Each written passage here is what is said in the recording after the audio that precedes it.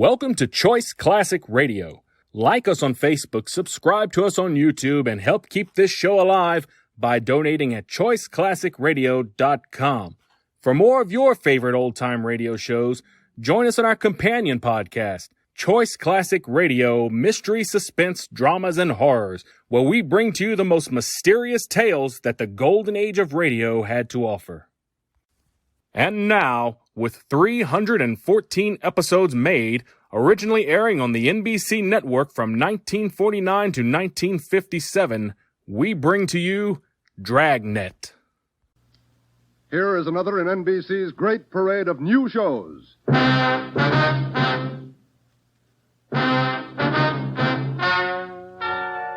Ladies and gentlemen, the story you are about to hear is true.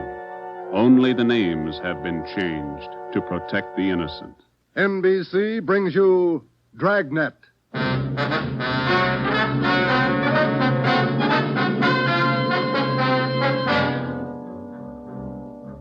You're a detective sergeant.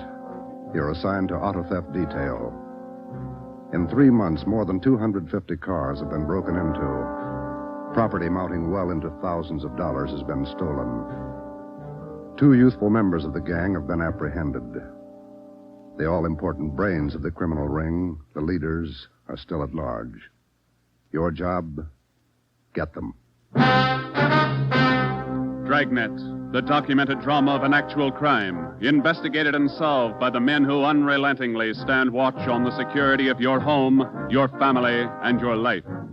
For the next 30 minutes, in cooperation with the Los Angeles Police Department, you will travel step by step on the side of the law through an actual case from official police files. From beginning to end, from crime to punishment, Dragnet is the story of your police force in action. It was Monday, March 2nd. It was cold in Los Angeles. We were working the night shift out of auto theft. My partner's Ben Romero. The boss is Ed Backstrand, chief of detectives. My name's Friday. I was on the way back from the interrogation room, and it was 10:58 p.m. when I got to room 26, chief of detectives' office. Real tough kids, aren't they? Yeah, they won't admit a thing. Now, sit down. Thanks. When'd you pick him up? About 8:30 tonight in the parking lot behind the Star Theater out on Sunset. He was lifting the radio out of a 48 convertible. He's had lots of experience. The report says you picked up a 19-year-old girl with him.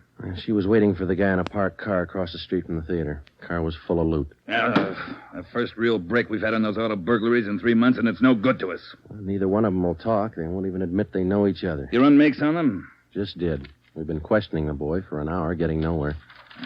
What's his name again? Freeman, Stanley Freeman. Yeah. Age 20. Address? Butte, Montana. Down here for a vacation. He doesn't lie very well, Ed. He's never been to Butte, Montana in his life. Knows less about the town than I do. Well, get to him. Right, Ed. Where'd you put the girl? We had a policewoman take her to our office. We can talk to her when we finish with the boy. Well, what's her story? Hasn't any. She won't even open her mouth. 19 years old, probably needs a good spanking. Now get him to talk. Right.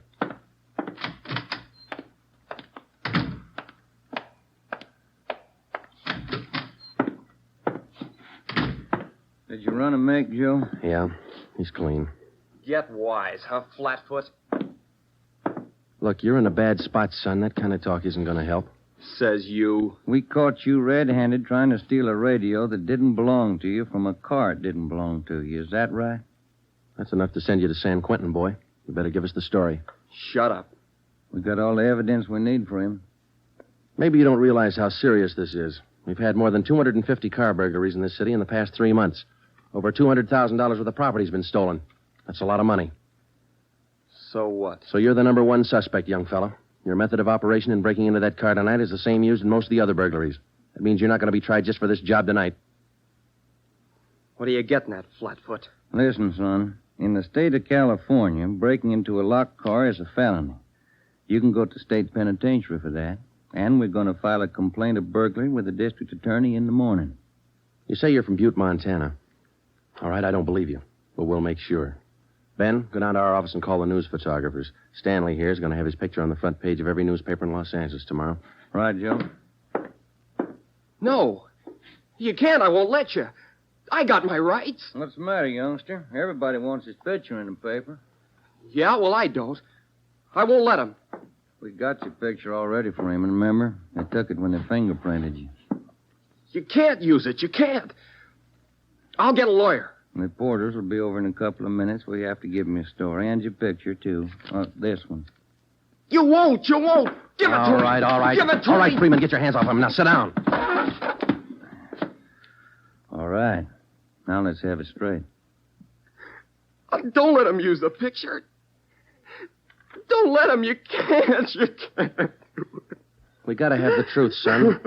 Now, look, you're 20 years old. You know right from wrong. You'll have to take your medicine. If you cooperate, we'll do all we can to help. Oh, I live out in the Wilshire district. All I wanted was a little extra money. We didn't take much. We didn't think it was so wrong. It was stealing, Freeman. You know that's wrong. Where do you live out there? Piper Avenue. 821 Piper. You won't give him my picture. You live there with your family? Yeah, my mother. Father's dead. Promise me you won't give him the picture. My mother, she'd see it. Promise me. You're working with a gang on those auto burglaries. We know that. Now, who are they? Where are they? And what's the setup? I can't. They'd get me for it. Who'd get you? I can't tell you. I can't. Who's your girlfriend, Stanley? The one you were with tonight? Joanne Miller. Where does she live? Piper Avenue, same as me. Lives on the same block, 866. Is that her home? She live there with her folks? Yeah. Mother and father. They work. And you got her into this. Isn't that the story she gave us, Ben? I did not. I didn't. It was her. She said a bunch of kids were doing it. It was quick money, something to do at night. She started it. All right, Romero. I'll go see the girl. You stay here with Freeman. All right, Joe. Just stay put in that chair for him.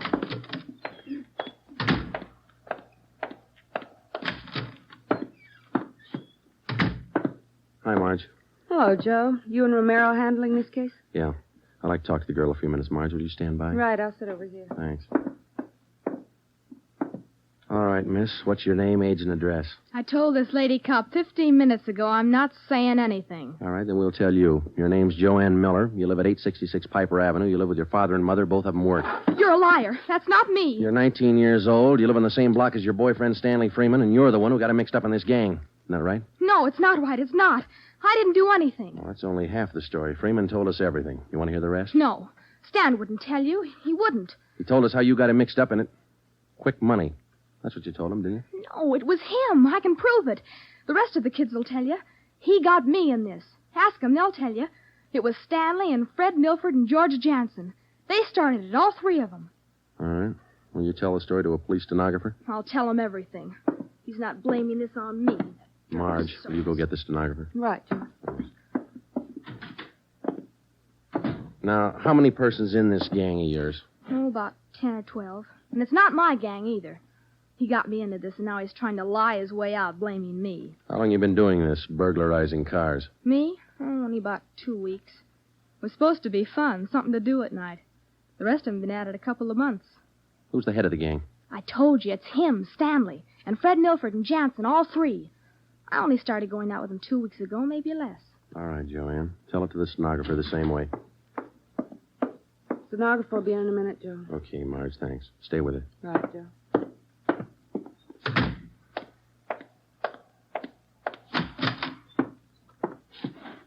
Just about a closed case, Ben. Girl gave us a full confession. She didn't. Oh, you're not tricking me again. She didn't. She told us you're one of the leaders of the gang, Stanley. Said you got her into all this. The other two are George Jansen and Fred Milford. About a dozen kids in the gang, all of them about your age. Isn't that right? She's lying, can't you tell? She's lying. She got me into the gang. Well, she did. She's Milford's girlfriend. Ask her. Oh, she can't lie out of that one. She got me into it. I can prove it. Who's the real leader of the gang? Milford, he started it. He organized the whole thing. He collects the stuff we get, and he delivers it. Jansen helps him do it. What do you mean he delivers the stuff? Where does he deliver it? Somewhere in Dogtown, I think. Down around South Main, near the railroad yards. Who's it delivered to? Oh, I don't know exactly. I heard Jansen mention the name once. Myra, he said. It's supposed to be a big secret. Myra, that's all I remember. Where does Jansen and Milford live? Jansen rooms down on East Flower. 1042, I think. It's a rooming house. And Milford lives 2 blocks over from me on Quincy. 234 Quincy. He lives with his grandmother. Got that, Ben? Right.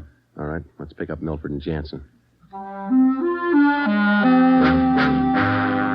It was 10 minutes past 1 when Ben and I returned to headquarters with George Jansen and Fred Milford in our custody. In Jansen's room at 1042 East Flower Street, we found 2 fur coats, a box full of new car accessories, an S&W 38 revolver, and a .45 automatic. When we picked up Fred Milford at his home, we discovered 5 deluxe car radios hidden in the garage, plus a valuable assortment of cameras, cigarette lighters, and clothing. Both Jansen and Milford refused to talk, but when we got them to headquarters and showed them the signed statements of Stanley Freeman and the girl, Joanne Miller, they broke. Milford, where else did you and your gang operate besides the Wilshire district? No place, only out there, that's all. Same type of car burglaries have been committed all over the city. You telling us your gang didn't have a hand in them? It's the truth. Our territory was Wilshire district. We didn't go outside. You mean some other gang's responsible? I don't know. All I know is we didn't have any part of them. Is there another gang, Milford? Maybe, I don't know. You find out. It's none of my business. It is your business, Milford. You admit you and your gang committed 55 jobs in the past 3.5 months. That leaves about 200 jobs to be accounted for. Yeah, that's right. You figure it out. We have figured it out. I think you and your gang of young thieves pulled every one of those 250 jobs. There isn't any other gang. That's the story the district attorney's going to get. You're crazy. There is. I know there is. Then give us the information and save yourself a lot of trouble. Well, we're not the only ones. That's all I know. Milford, do you know how many years you get for auto burglary? I told you, we're not the only ones. There must be a couple of others besides us. Vince Mahoney, he's got a gang. Where does Mahoney operate? West Hollywood and Beverly. Where's he live? I don't know. Honest, I only met him a couple of times. Where'd you meet him? I don't remember. Where'd you meet him, Milford? Delivery. I met him down at the delivery place a couple of nights. When you delivered the property you stole from cars, is that right? Yeah. Where was that? Down by the railroad yards. Where? Chavez Street. It's a little alley off East Main. Who'd you deliver the stuff to? I told you her name's Myra. That's all I know. We meet her and some guy on Tuesday nights. We give them the stuff and they pay us off. Mahoney delivers the same night I do. Do you meet her every Tuesday night? Yeah. You're going to meet her this Tuesday, tomorrow night? I don't know. I guess so. Same place? Yeah. Are you the only one she deals with? Sometimes Joanne, me or Joanne. I know what you're thinking. You want to use me to trap Myra. Well, what's it worth? You know better than that. How about it, Milford? Oh, what else can I do? Give me another cigarette. By 3:30 that morning, the signed statements and confessions were piling up fast. Milford gave us a list of the names and addresses of each member in his gang, and within an hour, they were all under questioning at headquarters. Most of the suspects, about 1/3 of them girls, ranged in age from 18 to 21. As they told their individual stories, the scope of the case grew until it covered most of the city. By late afternoon of the next day, Tuesday, March 3rd, 3 more gangs operating in Venice, Bel Air, and North Hollywood had been apprehended. They confessed to more than 175 burglaries from locked cars during the past 3.5 months. At 5 o'clock that afternoon, Ben and I met with Chief Backstrand in his office. How many admissions you have now? Over 50, Ed. Here are the gang leaders' statements. What's their story? Yeah, it's pretty much the same. They all say this woman, Myra, set up the operation. You mean she got the kids and put them to work burglarizing cars? Well, not exactly. She picked the leaders, contacted them in bars or on the street, asked them if they wanted to pick up some spare money getting auto parts for her. Then she didn't tell them to go out and burglarize cars. Well, not in so many words, Ed, no. After they brought in auto parts for a couple of weeks, she told them to bring her everything they could find, outside the car or inside. Those are the words she used. 5 of the kids dictated those words into their signed confession. Oh, that should hold in court. What else did you get on this woman? Oh, she taught them how to work, told them to wear gloves, all angles. Well, we got most of the small fry. Now, where do we find this Myra woman? Any description on her? Yeah. Kids say she's about 33, 34. Good-looking redhead. 5'5", about 120, well-dressed. No description on the guy she runs with. You run a make on her yet? Yeah, no previous record. We set up a stakeout for her tonight. 2 of the gang leaders have volunteered to go along, this Milford and Vince Mahoney. Good. Down on Chavez, where she usually meets them? Yeah, that's right. When? 11:15. That's the regular time for the meet, according to the kid. All right, I'll be at home. Call me. I don't want to miss out on this one. When Ben and I left Ed Backstrand's office, we went home for dinner and a few hours' sleep. At 9:30 p.m., we were back at the office. We met the men in the special detail which Backstrand had assigned for the stakeout that night. We briefed them on their duties, and then we got Fred Milford and Vince Mahoney out of their cells. To avoid any possible suspicion of the presence of a trap, we had Milford's permission to use his car in the stakeout. The car which he had said he had driven to the delivery meetings with the woman Myra at least a dozen times before. We arrived at the stakeout area, Chavez Alley in East Main, at 9:58. The meeting was scheduled for 11:15. The moon was out, but the sky was overcast, and there was a cold wind blowing from the east. Hey, what time you got, Sergeant? About 10. Why, Milford? Getting nervous? No, just wondering. How you cops gonna rig this thing? In just a couple of minutes, we're going to plant you two in Milford's car parked up there in the alley. Now, you stay there until Myra shows up. We'll do the rest. Yeah, I know, but what'll we say? Suppose she asks for some stuff. We ain't got any. You won't need any. You won't have much time for talking. Suppose she wises up. Maybe she'll pull a gun. Maybe. Does she carry one? No, never saw her with one. Don't worry, Milford. We'll make sure you're not in danger. She's got an awful temper, that redhead.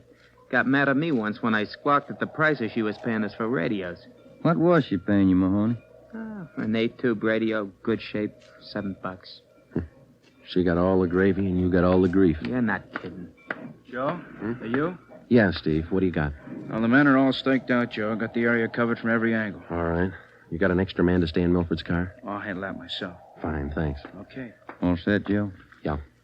Now, Milford and Mahoney, we're going to put you two in your car now. There's going to be an officer with you, so there's no need to be nervous or afraid. You just sit in the car and act natural. When this Myra drives up, don't leave the car. Have her come to you. You got it? Sure. Okay. All right, Joe, let's go.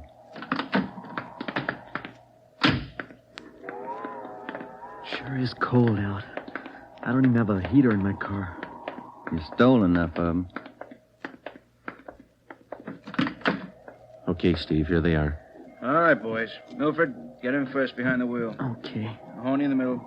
I'll sit in the back. We'll be parked in that garage across the street, Steve. Got a perfect view of the alley. Okay, Ben. Check with you later. All right.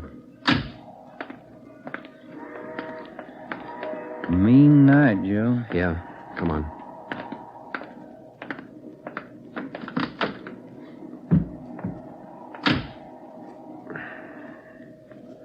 It's cold here in the garage, isn't it?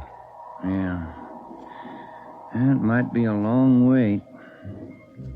What time you got? 6 minutes past 10. Thank you.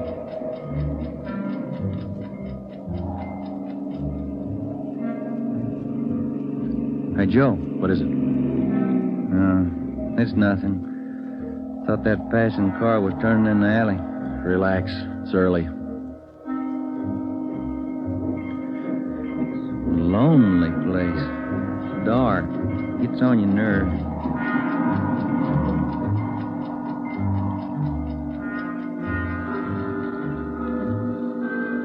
That's it, Ben. 11:30. Nothing yet. Somebody might have tipped her off. Yeah, that's what I was afraid of. Well, let's wait it out anyway. Joe, that blue coupe. Yeah, just turned in the alley. Let's go. Come on, run, Ben. Behind you. All right, you fella. Quit your fighting. What'd you get, Steve? Here he is. Just drove up in the coupe. Got out and called Milford Mahoney by their first names. He's in on it. What about the girl? No sign. Kid was the only one in the car. All right. Tell them in the stakeout's off for tonight. Have them report back in. We'll take the kid with us. Okay. All right, young fellow, this way. What you cops think you're doing? I ain't done nothing. Look, sport, we heard that from 54 different kids yesterday. We're tired of that line. Come on. When we got back to the office, we took the boy to the interrogation room and questioned him. He gave his name as Matthew Leiter, age 21. He wouldn't break until Vince Mahoney definitely identified him as a member of his car burglary gang and the special favorite of the red-headed woman they called Myra. Then Leiter copped out and told Ben and I that he had talked with Myra as late as 10 o'clock tonight. He told us that she had heard that the police had picked up some of the gang members, and she asked Leiter to drive down to the Chavez Alley meeting place. He was supposed to tell Milford and Mahoney that the weekly delivery date was off until further notice. We questioned Matthew Leiter for an hour and a half. You told us a little while ago that you talked with this woman, Myra, late tonight. Yeah. Where'd you talk to her? At her home? Her home? Don't be stupid. Nobody knows where she lives. I met her at a bar. Which bar? Julia's. Out in Santa Monica. How did she contact you? Called me at home. She's not such a bad dame. She treats you right. Sure, that's why you're in jail. Did you ever call her on the phone? I don't know her number. None of the kids do. She's smart. She taught me all I know about the racket. You'll have a rough time getting her. Maybe, but we'll get her. Ben and I left the office at 2 a.m. and went home to bed. We reported in at 8 that morning to Ed Backstrand. The three of us went down the street to Koken's restaurant for a cup of coffee. Nobody was in a good mood. We had most or all the small fry in the citywide burglary ring, but it seemed we were still a long way from cracking the inner circle. The latter kid said that none of them knows where she lives, what her phone number is, nothing. Pass the sugar, Ed. I think we still have a few angles to study on that score.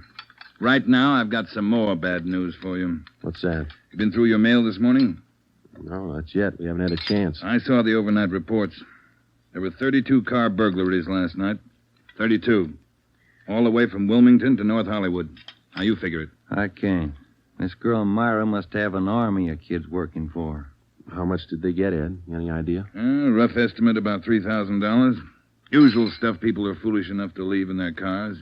Watches, cameras, furs, expensive clothes. M.O.'s the same? And like the others. If the car happens to have a rigid handle lock, they slip a piece of pipe over the handle for a lever and break it.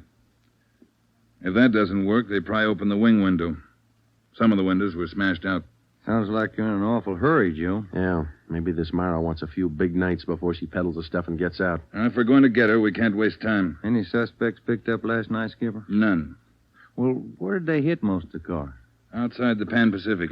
The parking lot. Hockey game going on. Must have been 4,000 cars for them to pick over. They picked the best. As usual. Well, you better get on it. There's one way to handle it. What's that? She works fast. You work a little faster. We got back to the office and we went over the reports one by one. Then we called the young gang members to the interrogation room and questioned them separately and re-questioned them. We got nowhere. Many of them had met Myra on the street, in a bar, but not one of them had any idea where she lived. At least that's what they told us. Ben had a hunch that Matthew Leiter knew more than he was telling.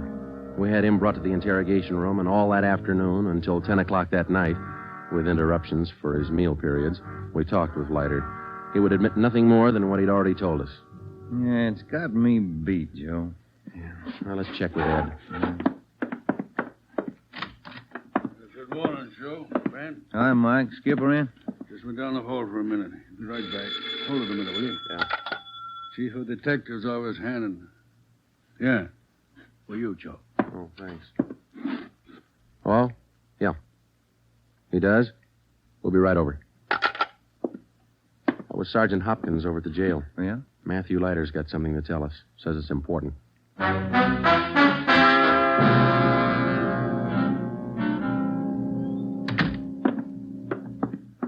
Have a chair here, Leiter. Yeah, thanks. All right. You wanted to see us. I'm getting even with that dame Myra. I'm squaring with you. Yeah? She told me if I was picked up, she'd have me out in a couple of hours. She promised me a lawyer if anything happened. Said she'd get me bail. All right. Where can we find her? I don't know if she's there now, but you can find out at Francisco Motors. Big used car lot. Garage, too. It's out on Melrose past La Cienega. What's the tie-up?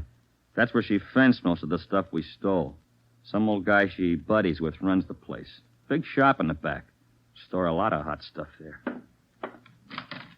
Barney. Yes, Sergeant? We're through with him. Take him back. We checked with Chief Backstrand, and then we drove out to the Francisco Motor Company.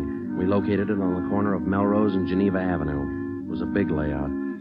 Consisted of a large used car lot sign bannering the slogan, Deluxe Auto Accessories, lowest prices in town. Along the back end of the lot, there was a large L-shaped garage. We found the man in charge, and he gave his name as Paul Hackett, the owner of the car lot. In the garage, we found the entrance to a large back storeroom was loaded with thousands of dollars worth of auto radios, spotlights, cratefuls of assorted car accessories. Special closets built into the walls of the garage contain racks of fur coats, suits, dresses. Below that, smaller boxes containing watches and cameras, all wrapped in tissue paper. You can save all of us a lot of time and trouble by talking to us now, Mr. Hackett. Where is Myra? I don't know who you're talking about. I don't know what you're talking about. Can you explain what we just found in your garage? I didn't know it was there. I didn't know it was stolen. Well, which is it, Mr. Hackett? Make up your mind. I bought it, but I didn't know it was stolen. You can't prove I did know. I think we can prove it, Mr. Hackett. Some of those stolen car radios stored back there, the serial numbers are filed off, and this workbench here is full of filings. I didn't know. You'll have to do better than that. How does Myra figure in? I don't know. I don't know what you're talking about. It's all right with us, Hackett. We found the stuff and we got you. If we don't find Myra, you'll be doing time for 2 people. Stand still. You can't. You can't do this to me. I don't know anything about it. Come on, Hackett. We're taking you in.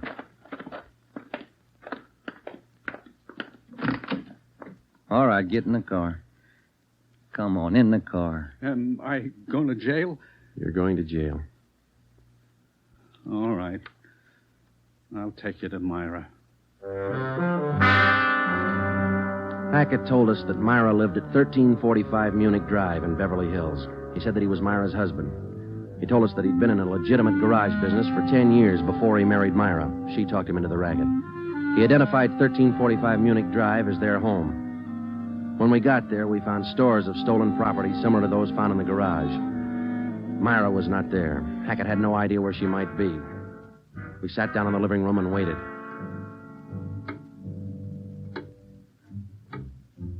One hour, 2 hours, 3 hours.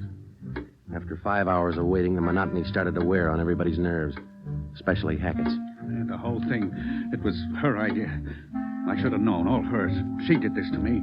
I won't take it alone. Where is she? You tell us, Hackett. Told you, I don't know. She couldn't have gone. She didn't know. I'm not going to take all right, this quiet alone. Quiet down. That you, Paul? Thought I heard you talking to some. Who's he? The police, Myra. The police. Your smart kids told them the whole story. What are you talking about, my smart kids? What are these cops doing here in the that's living... enough. Get your dirty hands off me. Get away. Kids are right, Joe. She got a Get away. temper. Who do you think you're... There, that ought to hold you for a while. All right, come on, you two. Let's go. All right, copper. You win. Stupid husbands. How many times did I tell you? Don't trust those kids. Don't store the stuff in the garage. Don't open it for anybody. Get a lawyer. No, you knew better. Dumb jerk. The idea of having those cops camping in the living room waiting for me. Why didn't you warn me? I'm going to divorce you. That's what I'm going to do. I'll stick you for plenty. Jerk. All right, inside you two.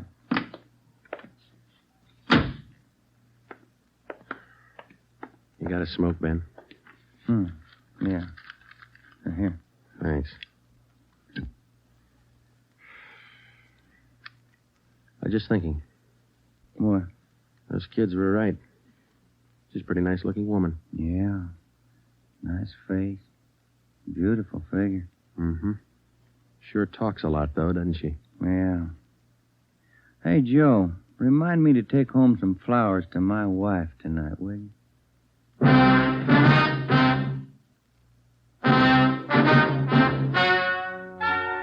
The story you have just heard is true. Only the names were changed to protect the innocent. Paul and Myra Hackett were tried and convicted on 7 separate counts of receiving stolen property. They are now serving out their sentences in the state penitentiary. Realizing that most of the young persons involved in the case were influenced by the strong personality of Paul and Myra Hackett, a separate investigation was made into the backgrounds and home life of the young offenders. In most cases, they were found to be basically good, and they were placed on probation and returned to their homes.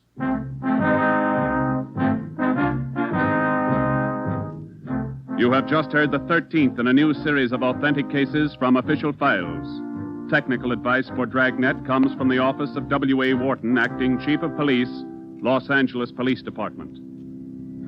Tonight's program is dedicated to Detective Harry William Vosper of the Seattle, Washington Police Department, who on the night of July 21st, 1949, gave his life so that yours might be more secure. Dragnet came to you from Los Angeles.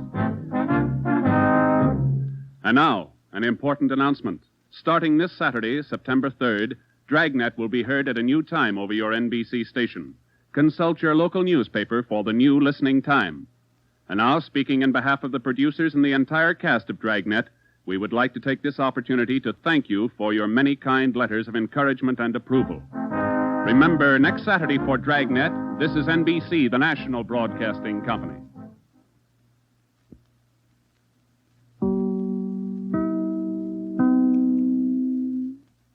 That concludes today's episode. We'd like to thank you and remind you to donate at choiceclassicradio.com. Remember, your donations make episodes like this possible.